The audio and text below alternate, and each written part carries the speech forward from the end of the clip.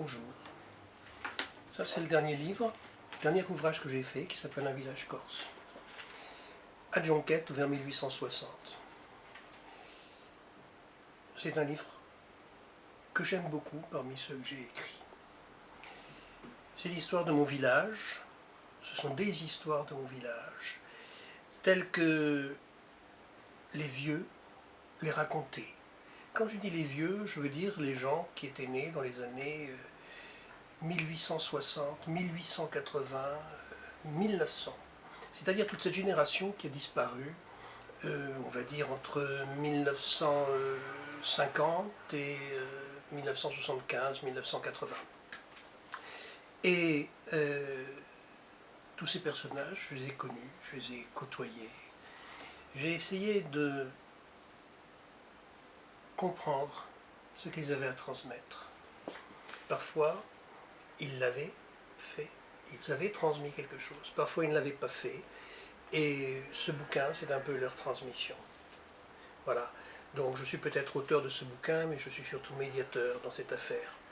Et tout ce qui est écrit dans ce bouquin, tout ce qui est écrit dans ce bouquin est réel.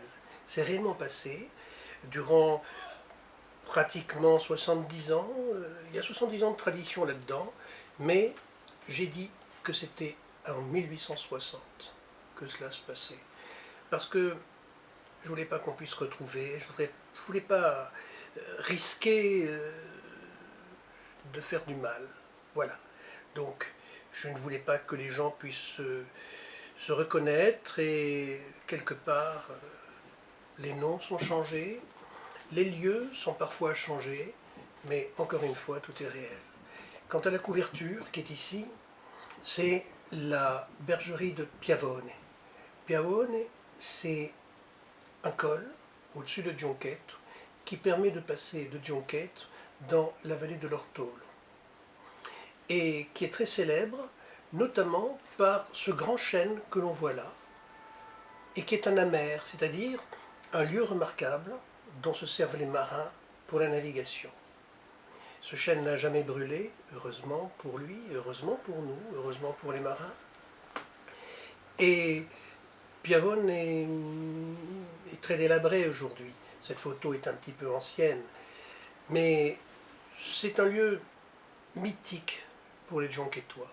Peut-être est-ce là que se situe cette histoire, l'histoire d'un amour, d'un grand amour entre un jeune homme, Petit Louis, et sa fiancée, Laetitia, et puis l'histoire de personnages qui vivent au XIXe siècle avec la difficulté de la terre, la difficulté de vivre, la difficulté et la violence extérieure, mais pas de concession là-dessus. Il est fait état d'un bandit là-dedans.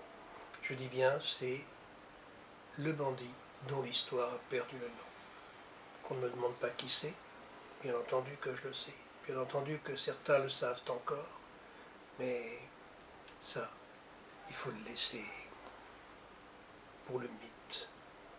Une personne comme ça n'a pas besoin de voir son nom vivre après lui.